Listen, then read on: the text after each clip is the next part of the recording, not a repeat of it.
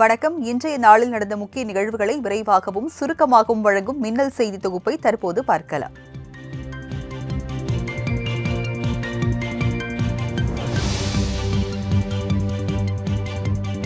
ஈரோடு இடைத்தேர்தல் முடிவடைந்த நிலையில் புதன்கிழமை மாலை 5 மணி நிலவரப்படி 64.02% வாக்குகள் பதிவாகியுள்ளதாக தேர்தல் ஆணையம் தெரிவித்துள்ளது.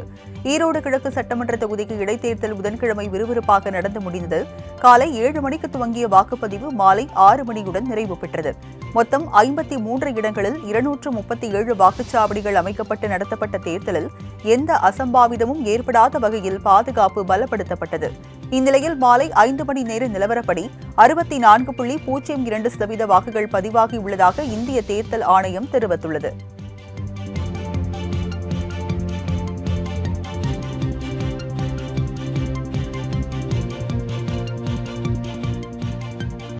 ஈரோடு கிழக்கு தொகுதி இடைத்தேர்தலுக்கான வாக்குப்பதிவின் போது புனித மரியம்மை தொடக்கப்பள்ளியில் வாக்குப்பதிவு இயந்திரம் பழுதடைந்ததால் பரபரப்பு நிலவியது.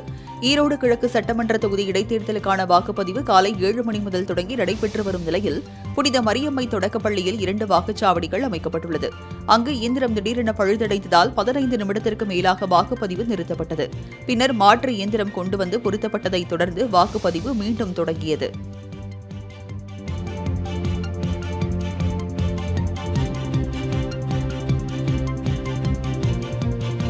டெல்லி சட்டசபை தேர்தலில் 58% வாக்குகள் மட்டுமே பதிவாகியுள்ளன.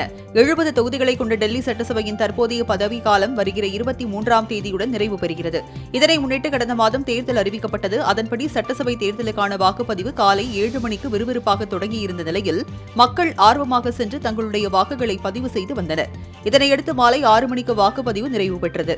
மாலை 5 மணி நிலவரப்படி 57.78% வாக்குகள் பதிவாகியுள்ளதாக தகவல் வெளியாகியுள்ளது.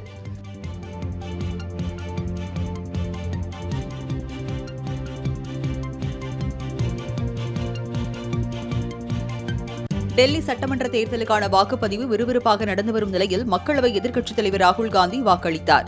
டெல்லி நிர்மாண் பவனில் அமைக்கப்பட்ட வாக்குச்சாவடிக்கு வருகை தந்த ராகுல் மக்களுடன் வரிசையில் நின்று தனது ஜனநாயக கடமையை ஆற்றினார். டெல்லி மாநில காங்கிரஸ் தலைவரும் தனது வாக்கை பதிவு செய்தார்.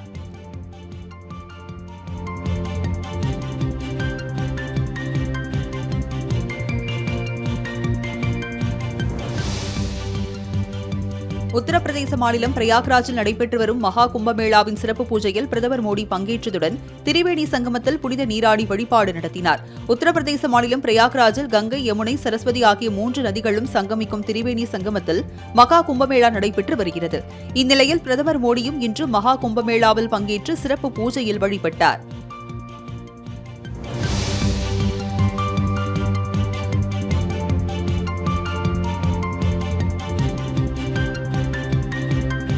முதலமைச்சர் வருகையொட்டி நெல்லையில் இன்று முதல் 3 நாட்கள் ட்ரோன்கள் பறக்க தடை விதிக்கப்பட்டுள்ளது. முதலமைச்சர் மு.க.ஸ்டாலின் மாவட்டம்தோறும் கள ஆய்வு மேற்கொண்டு வருகின்றார். அதன் ஒரு பகுதியாக முதலமைச்சர் மு.க.ஸ்டாலின் நெல்லை மாவட்டத்தில் நாளை கள ஆய்வு மேற்கொள்கிறார். மேலும் புதிய திட்டங்களுக்கு அடிக்கல் நாட்டியும் நலத்திட்ட உதவிகளையும் வழங்குகிறார். முதலமைச்சர் வருகையொட்டி பாதுகாப்பு கருதி நெல்லையில் இன்று முதல் 3 நாட்கள் ட்ரோன்கள் பறக்க தடை செய்யப்படுவதாக மாநகர காவல் ஆணையர் சந்தோஷ் உத்தரவிட்டுள்ளார்.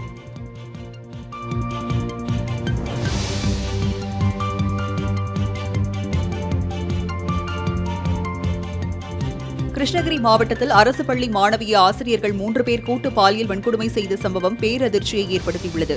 போச்சம்பள்ளி அரசு நடுநிலைப் பள்ளியில் பயின்று வரும் 8ஆம் வகுப்பு மாணவியை அப்பள்ளியின் ஆசிரியர்கள் 3 பேர் பலவந்தமாக கூட்டு பலாத்காரம் செய்துள்ளனர். இந்த கொடூர சம்பவத்தில் ஈடுபட்டதாக 3 ஆசிரியர்களை போக்சோ சட்டத்தின் கீழ் கைது செய்துள்ளனர். இந்நிலையில் 3 ஆசிரியர்களும் பணியிடை நீக்கம் செய்யப்பட்டுள்ள நிலையில் அவர்களுக்கு DNA டெஸ்ட் எடுக்க போலீசார் நடவடிக்கை எடுத்து வருகின்றனர்.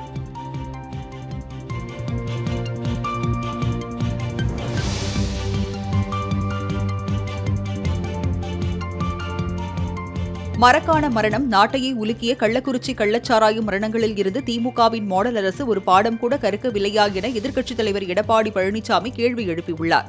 இதுகுறித்து தனது எக்ஸ் தள பக்கத்தில் ஆத்தூர் அருகே டாஸ்மாக் கடை ஒன்றில் கள்ளச்சாராயம் விற்கப்படுவதாக வரும் செய்தி அதிர்ச்சி அளிக்கிறது என குறிப்பிட்டுள்ளார். போலீசுக்கு பணம் கொடுத்துதான் விற்கிறோம் என விற்பவர் தைரியமாக சொல்லும் அளவிற்கு திமுக தமிழகத்தை மாற்றியுள்ளது என சாடியுள்ளார். திமுக என்றால் 2 கொம்பு முளைத்தவர்களா? அவர்கள் எந்த தவறு செய்தாலும் காவல்துறை கண்டுகொள்ளாதா எனவும் இபிஎஸ் வினவியுள்ளார். மேலும் கள்ளச்சாராயம் விற்பவர்கள் மீது எவ்வித அரசியல் குறுக்கீடும் இல்லாமல் சட்ட நடவடிக்கை எடுக்க வேண்டும் எனவும் இபிஎஸ் வலியுறுத்தியுள்ளார்.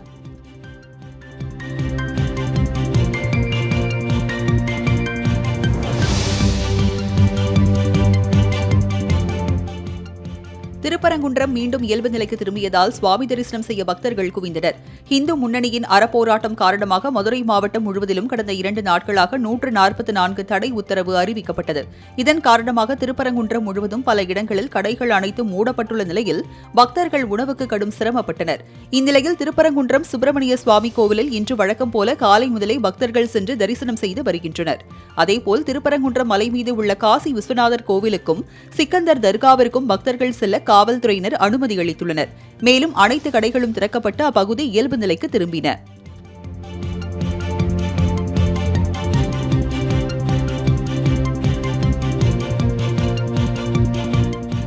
திருப்பரங்குன்றம் விவகாரத்தில் சிலர் ஏதாவது கலவரத்தை தூண்ட முடியுமா என பார்த்துக் கொண்டிருக்கிறார்கள் எனவும் நிச்சயம் அது தமிழ்நாட்டில் நடைபெறாது என சட்டத்துறை அமைச்சர் ரகுபதி திட்டவட்டமாக தெரிவித்துள்ளார். புதுக்கோட்டை மாவட்டம் திருமயத்தில் செய்தியாளர்களுக்கு பேட்டியளித்த அவர் இதனை தெரிவித்தார். மேலும் திருப்பரங்குன்றம் விவகாரத்தை பெரிதாக்கி அதில் லாபமடைய வேண்டும் என்று நினைக்கும் தீய சக்திகளை ஒடுக்குவோம் என்றும் ரகுபதி தெரிவித்தார்.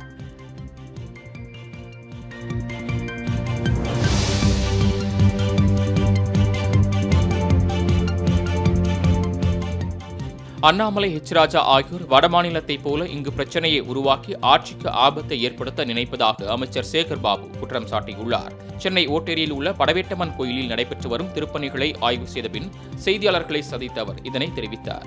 திருப்பரங்குன்றம் போராட்டத்தில் ஈடுபட்டவர்களை இந்து அமைப்பினர் என குறிப்பிட வேண்டாம், பாஜகவினர் என்றுதான் குறிப்பிடுவேன் என்று தெரிவித்தார். இந்த போராட்டம் தேவையற்றது என்றும் இதுபோன்ற கோயில் பிரச்சனையை எடுத்தால் பாஜகவுக்கு 0 வாக்கு சதவீதம் கூட கிடைக்கப் போவதில்லை என்றார்.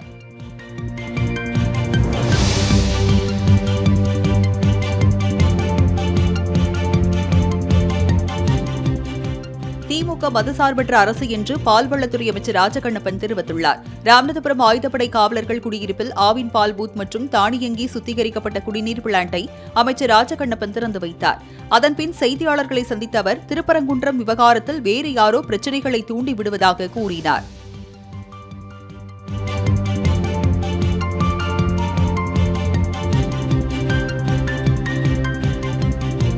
திருப்பரங்குன்றம் சரித்திரம் அமைச்சர் சேகர் பாபுவிற்கு தெரியுமா என பாஜக மாநில தலைவர் அண்ணாமலை கேள்வி எழுப்பியுள்ளார். சென்னை விமான நிலையத்தில் செய்தியாளர்களை சந்தித்த அவர் திருப்பரங்குன்றம் மலைக்கோவிலில் பிரியாணி சாப்பிட்ட எம்பி நவாஸ்கனி மீது நடவடிக்கை எடுக்காமல் வீரவசனம் பேசும் அமைச்சர் சேகர் பாபு மலைக்கோவில் சரித்திரத்தை படித்து தெரிந்து கொள்ள வேண்டும். எழுச்சி என்பது ஆரம்பம்தான், வரும் காலங்களில் திமுகவிற்கு தக்க பதிலடி தந்து பாஜக பாடம் புகட்டும் என ஆவேசத்தை வெளிப்படுத்தினார்.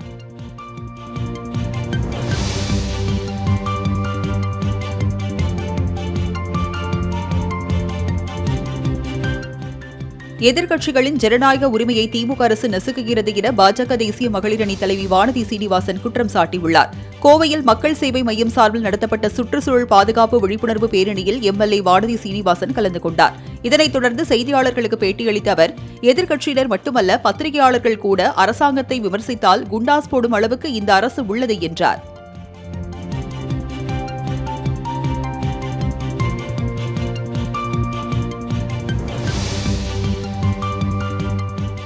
திருப்பரங்குன்றத்தை கலவர பூமியாக மாற்ற பாஜக முயற்சிப்பதாக தமிழக காங்கிரஸ் தலைவர் செல்வ பெருந்தகை குற்றம் சாட்டியுள்ளார். சென்னை சத்தியமூர்த்தி பவனில் செய்தியாளர்களை சந்தித்த அவர் நாடாளுமன்ற தேர்தலில் அயோத்தியில் படுதோல்வி அடைந்த கூட்டம் இப்பொழுது அறுபடை வீடுகளின் முதல் வீடான திருப்பரங்குன்றத்தில் தங்களது களங்கத்தை செய்ய ஆரம்பித்திருப்பதாக குற்றம் சாட்டினார்.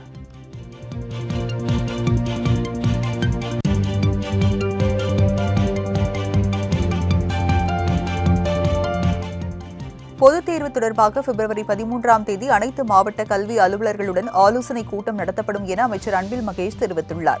சென்னை கோட்டூர்புரத்தில் செய்தியாளர்களை சந்தித்த அவர் மத்திய பட்ஜெட்டில் தமிழகத்தை மத்திய அரசு தொடர்ந்து வஞ்சித்து வருகிறது என குற்றம் சாட்டினார்.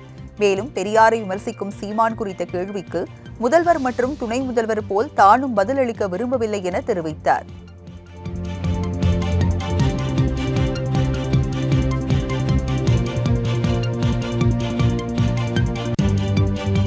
சாதிவாரி கணக்கெடுப்பு தொகுதி பிரச்சினைகள் குறித்து முதலமைச்சர் மு.க.ஸ்டாலினிடம் கோரிக்கை வைத்ததாக தமிழக வாழ்வுரிமை கட்சித் தலைவர் வேல்முருகன் தெரிவித்துள்ளார். சென்னை அண்ணா அறிவாலயத்தில் வேல்முருகன், வன்னியர் கூட்டமைப்பு தலைவர் சி.என். ராமமூர்த்தி, காடுவெட்டி மனோஜ் ஆகியோர் தனித்தனியே முதலமைச்சரை நேரில் சந்தித்து வன்னியர் இட ஒதுக்கீடு போராட்டத்தில் உயிரிழந்த 21 பேருக்கு மணிமண்டபம் அமைத்ததற்கு நன்றி தெரிவித்தனர். பின்னர் செய்தியாளர்களை சந்தித்த வேல்முருகன், சாதிவாரி கணக்கெடுப்பு, பாஸ்போர்ட் காலாவதியான ஈழத்தமிழர்களை கைது செய்யக்கூடாது, வன்னியர் கல்வி அறக்கட்டளையை ராமதாஸ் அறக்கட்டளையாக மாற்றி வைத்துள்ளார், அதை மீட்க வேண்டும் என்பன உள்ளிட்ட பல்வேறு கோரிக்கைகளை முன்வைத்ததாக கூறினார்.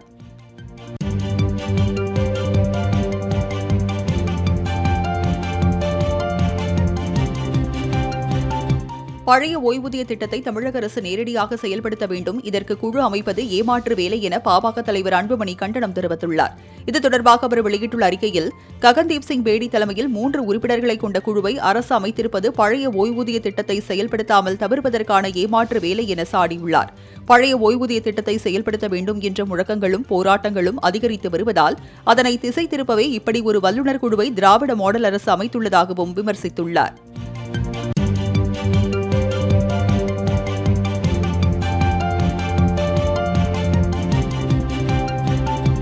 விருதுநகர் அருகே பட்டாசு ஆலையில் ஏற்பட்ட வெடிவிபத்தின் போது இடிபாடுகளில் சிக்கி ஒருவர் உடல் கருகிய நிலையில் சடலமாக மீட்கப்பட்ட சம்பவம் சோகத்தை ஏற்படுத்தியது. கோவில் புலிக்குத்தியில் மோகன்ராஜ் என்பவருக்கு சொந்தமான பட்டாசு ஆலை இயங்கி வருகிறது. அங்கு வழக்கமான பணியின் போது எதிர்பாராமல் பயங்கர சப்தத்துடன் ஃபேன்சி ரக பட்டாசுகள் வெடித்து சிதறின. இதில் 10 அறைகள் முற்றிலும் சேதமடைந்ததுடன் 6 தொழிலாளர்கள் காயமடைந்தனர். தகவல் அறிந்து 3 தீயணைப்பு வாகனங்களில் சென்ற வீரர்கள் 1 மணி நேரம் போராடி தீயை அணைத்தனர். இந்நிலையில் இடிபாடுகளுக்கு இடையே உடல் கருகிய நிலையில் ஒருவர் சடலமாக மீட்கப்பட்டார்.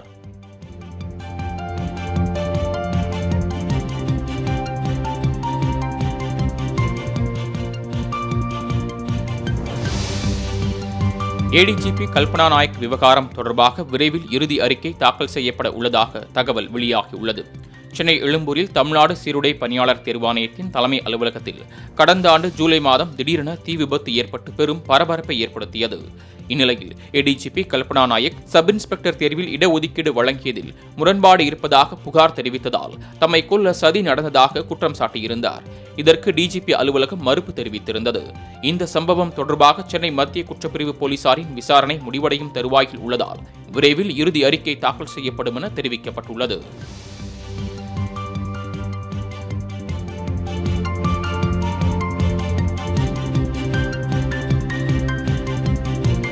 தமிழக வெற்றிக் கழகத்திற்கும் தலைவர் விஜய்க்கும் பொதுச் செயலாளர் புசி ஆனந்த் துரோகம் செய்து வருவதாக அக்கட்சியின் நிர்வாகி ஒருவர் வெளியிட்டுள்ள வீடியோ பரபரப்பை ஏற்படுத்தியுள்ளது. திருவண்ணாமலை மாவட்டம் ஆரணியை சேர்ந்த தமிழக வெற்றிக் கழக கட்சியின் நகர இளைஞரணி துணைத் தலைவர் ஹரீஷ் பாபு என்பவர் வெளியிட்டுள்ள வீடியோவில், தமிழக வெற்றிக் கழகத்தில் பணம், சாதி மற்றும் பொதுச் செயலாளர் புசி ஆனந்திற்கு விசுவாசமாக இருப்பவர்களுக்குத்தான் பதவிகள் வழங்கப்பட்டு வருவதாகவும் அவர் குற்றம் சாட்டியுள்ளார்.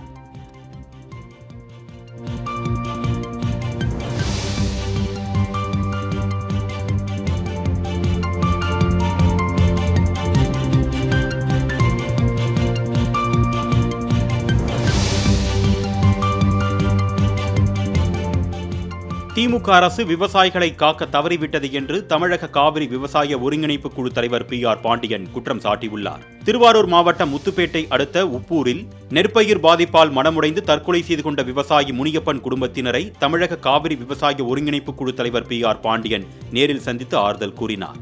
அதனைத் தொடர்ந்து செய்தியாளர்களுக்கு பேட்டியளித்த அவர், உயிரிழந்த முனியப்பன் குடும்பத்தினருக்கு தமிழக அரசு 25 லட்சம் ரூபாய் நிவாரணமும், குடும்பத்தில் ஒருவருக்கு அரசு வேலையும் வழங்க வேண்டும் என்று வலியுறுத்தினார்.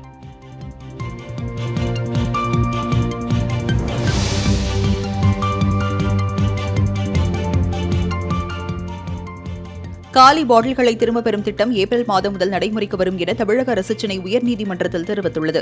சுற்றுச்சூழல் மற்றும் வன பாதுகாப்பு தொடர்பான வழக்குகள் நீதிபதிகள் சதீஷ்குமார், வரத சக்கரவர்த்தி அடங்கிய சிறப்பு அமர்வில் மீண்டும் விசாரணைக்கு வந்தபோது, சுற்றுலா தலங்களில் உள்ள மதுபான கடைகளில் காலி மது பாட்டில்களை திரும்பப் பெறுவது தொடர்பான திட்டம் ஏப்ரல் முதல் தமிழகம் முழுவதும் அமல்படுத்தப்படும் என தெரிவிக்கப்பட்டது. இதனை பதிவு செய்த நீதிபதிகள், பாட்டில்களை திரும்பப் பெறும் திட்டத்துடன் அதன் மூடியை மாற்றுவதா அல்லது திரும்பப் பெறுவதா என தமிழக அரசு பதிலளிக்க உத்தரவிட்டு விசாரணையை ஏப்ரல் 3ஆம் தேதிக்கு ஒத்திவைத்தனர்.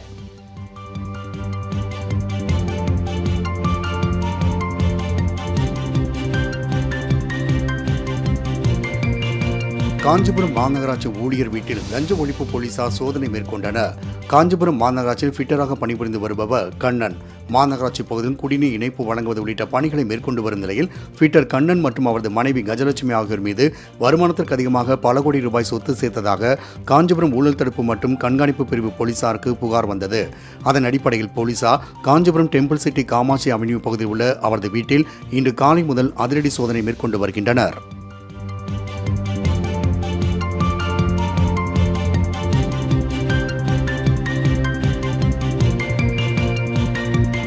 தமிழகத்தில் 2024ஆம் ஆண்டு டெங்கு காய்ச்சல் 3 மடங்கு அதிகரித்துள்ளதாக பொது சுகாதாரத்துறை தெரிவித்துள்ளது. இது தொடர்பாக வெளியிட்டுள்ள அறிக்கையில், தமிழகத்தில் 2024ஆம் ஆண்டு ஜனவரி முதல் டிசம்பர் வரை 27,378 நபர்களுக்கு டெங்கு பாதிப்பு ஏற்பட்டு 13 நபர்கள் உயிரிழந்துள்ளனர் என்று தெரிவிக்கப்பட்டுள்ளது. மேலும் ஆரம்ப சுகாதார நிலையங்களில் மருத்துவர் மற்றும் செவிலியர் காலி பணியிடங்கள் நிரப்பப்படவில்லை. கொசு ஒழிப்பு பணியாளர்களின் கோரிக்கைகள் நிறைவேற்றப்படாமல் இருப்பது போன்ற பல்வேறு காரணங்களால் தமிழகத்தில் கடந்த ஆண்டு டெங்கு, மலேரியா, டைபாய்டு காய்ச்சல்கள் அதிகரித்துள்ளதுடன் 2023ஆம் ஆண்டை விட 24ஆம் ஆண்டு டெங்கு காய்ச்சல் பாதிப்பு இரட்டிப்பாக அதிகரித்துள்ளதாகவும் பொது சுகாதாரத்துறை தெரிவித்துள்ளது.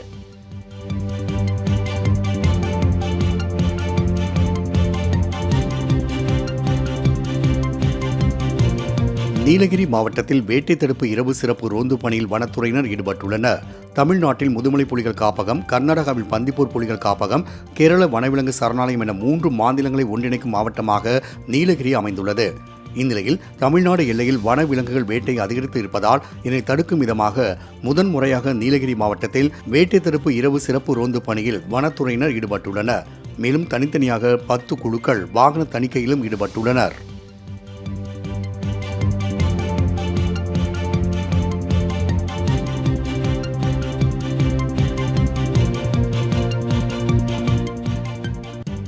சிபில் ஸ்கோர் உள்ளவர்களை குறிவைத்து பல லட்சம் மோசடி செய்து தலைமறைவாக உள்ள தம்பதியர் மீது நடவடிக்கை எடுக்க கோரி தாம்பரம் காவல் ஆணையரகத்தில் பாதிக்கப்பட்டவர்கள் புகார் மனு அளித்தனர். கேளம்பாக்கம் பகுதியில் கவிதா மற்றும் அவரது கணவர் இன்ஃபினிட்டி ஹோம் அப்ளையன்ஸ் மற்றும் குன்றத்தூரில் ஸ்மார்ட் மொபைல் கடையை நடத்தி வருகிறார்கள். இவர்கள் இருவரும் லோன் வாங்கி தருவதாக கூறி போஸ்டர் மூலம் விளம்பரம் செய்துள்ளனர். இதனை நம்பிய பலர் தங்கள் ஆவணங்களை வைத்து டிவி, வாஷிங் மெஷின், ஏசி ஆகியவற்றை வங்கியில் இஎம்ஐ மூலம் எடுத்ததில் பல லட்சம் மோசடி நடந்ததாக கூறப்படுகிறது.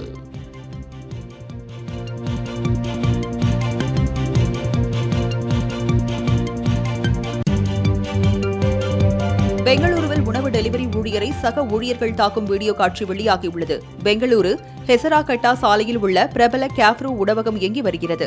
இந்த உணவகத்திற்கு ஜொமேட்டோ வழியாக வாடிக்கையாளர் ஒருவர் உணவு ஆர்டர் செய்துள்ளார். இந்த ஆர்டர் செய்த உணவை பெற்றுக்கொள்ள ஜொமேட்டோ டெலிவரி பாய் உணவகத்திற்கு சென்று நீண்ட நேரம் காத்திருந்த நிலையில் உணவக ஊழியரிடம் போய் ஆர்டரை விரைந்து வழங்குமாறு கேட்டுள்ளார். இதனால் ஆத்திரமடைந்த உணவக ஊழியர்கள் டெலிவரி பாயை சரமாரியாக தாக்கியுள்ளனர்.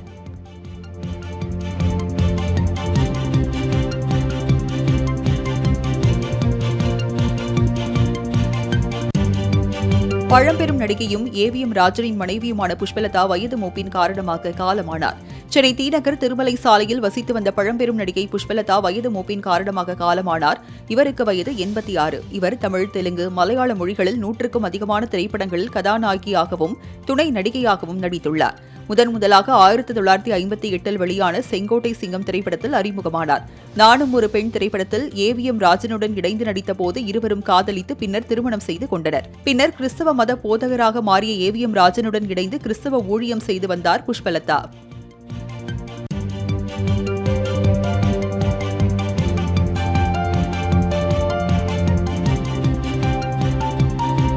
சென்னையில் 1 சவரன் ஆபரண தங்கத்தின் விலை மீண்டும் புதிய உச்சம் அடைந்துள்ளது. மத்திய பட்ஜெட் எதிரொலியாக தங்கத்தின் விலை மேலும் அதிகரித்தது. இதன்படி நேற்று சென்னையில் 22 கேரட் ஆபரண தங்கத்தின் விலை சவரனுக்கு 840 ரூபாய் உயர்ந்து 62,480 ரூபாய்க்கு விற்பனையானது. இந்த நிலையில் வரலாற்றில் முதல் முறையாக இன்று மீண்டும் புதிய உச்சத்தை எட்டியுள்ளது. இன்று சென்னையில் ஆபரண தங்கத்தின் விலை சவரனுக்கு 760 ரூபாய் உயர்ந்து 63,240 ரூபாய்க்கு விற்பனை செய்யப்படுகிறது. மேலும் வெள்ளி விலை கிராமுக்கு 1 ரூபாய் உயர்ந்து 107 ரூபாய்க்கு விற்பனை செய்யப்படுகிறது.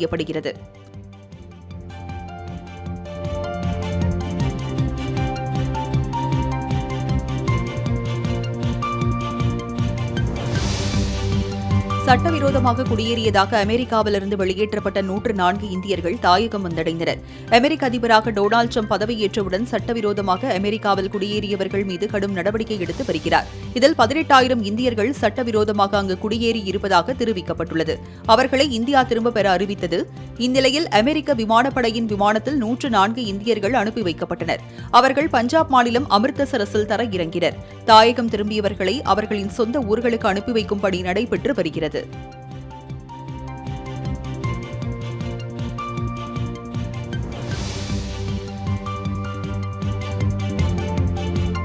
உலகில் வேறெங்கும் இல்லாத ஆன்மீக திருவிழா என மகா கும்பமேளாவில் கலந்து கொண்ட பேட்மிண்டன் வீராங்கனை சாய்னா நேவால் புகழ்ந்துள்ளார். உத்தரப்பிரதேச மாநிலம் பிரயாக்ராஜில் மகா கும்பமேளா நடைபெற்று வருகிறது. இதில் கலந்து கொண்டு புனித நீராடிய சாய்னா நேவால் இதுகுறித்து கருத்து தெரிவித்துள்ளார்.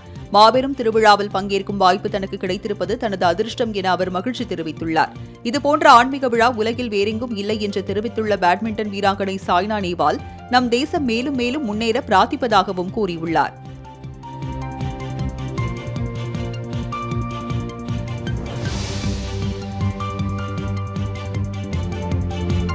இந்திய சுழற்பந்து வீச்சாளர் வருண் சக்கரவர்த்தி ஐசிசி T20 தரவரிசையில் 3வது இடத்திற்கு முன்னேறியுள்ளார். இவர் இங்கிலாந்துக்கு எதிரான T20 தொடரில் மிக சிறப்பாக பந்து வீசி 14 விக்கெட்டுகளை வீழ்த்தியிருந்தார். தரவரிசையில் 6வது இடத்தில் ரவி பிஷ்னோயும் 9வது இடத்தில் அர்ஷ்தீப்பும் உள்ளனர். இதேபோல் T20 பேட்ஸ்மேன்களுக்கான ஐசிசியின் தரவரிசையில் 38 இடங்கள் அதிரடியாக முன்னேறி அபிஷேக் சர்மா 2வது இடத்தை பிடித்துள்ளார். இந்திய வீரர்களான திலக் வர்மா 3வது இடத்திலும் சூரியகுமார் யாதவ் 5வது இடத்திலும் உள்ளனர்.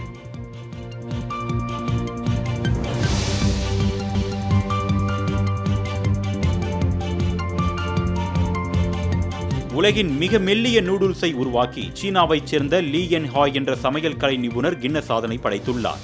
நீண்ட மெல்லிய கீற்றுகள் கொண்ட சீனாவின் பாரம்பரிய உணவான நூடுல்ஸ் இந்தியாவிலும் பிரசித்தம்தான். அதன் சுவையில் பலரும் மயங்கி கிடக்கின்றனர். இந்நிலையில் சீனாவைச் சேர்ந்த லீ என் ஹாய் என்ற சமையல் கலைஞர் 0.18 மில்லிமீட்டர் அளவில் நூடுல்ஸை தயாரித்துள்ளார். இது கின்னஸ் சாதனை புத்தகத்தில் இடம் பிடித்தது.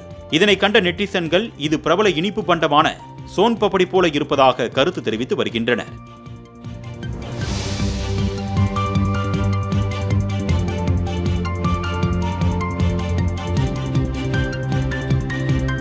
தென்சீன கடல் பகுதியில் பிலிப்பைன்ஸ் அமெரிக்கா மீண்டும் கூட்டுப் போர் பயிற்சி மேற்கொண்டனர். பிலிப்பைன்ஸுக்கு ஆதரவாக அமெரிக்காவும் களமிறங்கி சர்ச்சைக்குரிய பசிபிக் பெருங்கடலில் அமைந்துள்ள தென்சீன கடல் பகுதியில் பிலிப்பைன்ஸுடன் இணைந்து அமெரிக்கா கூட்டுப் போர் பயிற்சியை நடத்துகிறது. இதற்கு சீனா கடும் கண்டனம் தெரிவித்துள்ளது. ஆனால் அதனை பொருட்படுத்தாமல் இரு நாடுகளும் நேற்று மீண்டும் கூட்டுப் போர் பயிற்சியை தொடங்கின.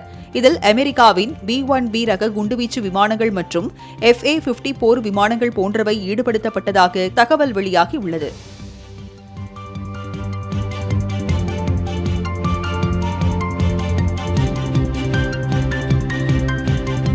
இலங்கையின் சுதந்திர தினத்தை வெளிநாட்டு சுற்றுலா பயணிகள் கோலாகலமாக கொண்டாடினர். இலங்கையின் 77வது சுதந்திர தின விழா கொழும்புவில் நேற்று கோலாகலமாக நடைபெற்றது.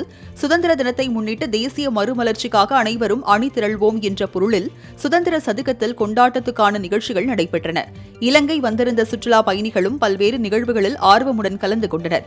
மேலும் பல்வேறு கலை நிகழ்ச்சிகளுடன் சுதந்திர நாள் விழா இடம்பெற்றன.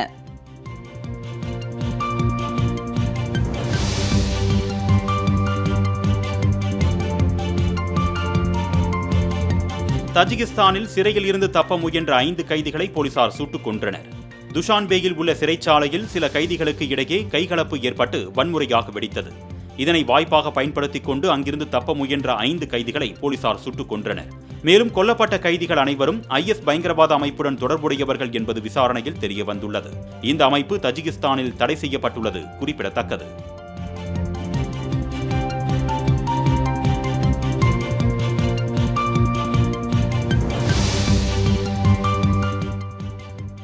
காசா பகுதியை அமெரிக்கா கைப்பற்றிக் கொள்ளும் என்று அதிபர் டிரம்ப் அதிரடியாக பேசியுள்ளார்.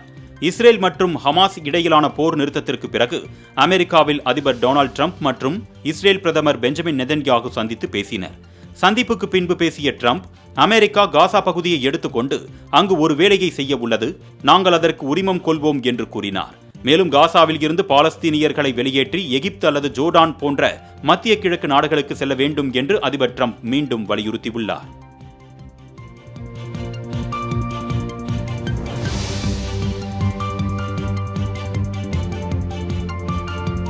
ஸ்வீடனில் பள்ளிக்கூடத்தில் நடந்த துப்பாக்கிச் சூட்டில் 10 பேர் உயிரிழந்தனர்.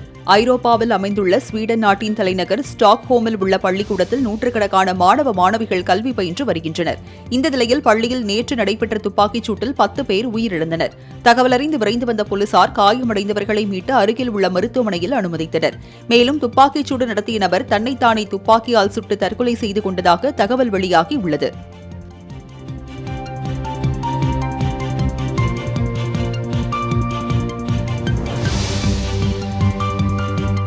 சக்தி வாய்ந்த நாடுகள் பட்டியலில் அமெரிக்கா முதலிடத்திலும் சீனா 2வது இடத்திலும் உள்ளன. பொருளாதார திறன், ராணுவ வலிமை, உள்நாட்டு நிலைமை, எதிர்கால திட்டமிடல், பிற நாடுகளுடனான கூட்டணி, அரசியல், ராஜதந்திர செல்வாக்கு ஆகியவற்றை ஆய்வு செய்து ஃபோர்ப்ஸ் நிறுவனம் ஆண்டுதோறும் சக்தி வாய்ந்த நாடுகளின் பட்டியலை வெளியிடுகிறது. அந்த வகையில் இந்த ஆண்டு மிகவும் சக்தி வாய்ந்த நாடாக அமெரிக்கா முதலிடத்திலும் சீனா 2வது இடத்திலும் உள்ளன. மேலும் இஸ்ரேல் 10வது இடத்திலும் உள்ள நிலையில் இந்தியா முதல் 10 இடங்களில் இடம்பெறவில்லை என்பதுடன் 12வது இடத்தில் உள்ளது.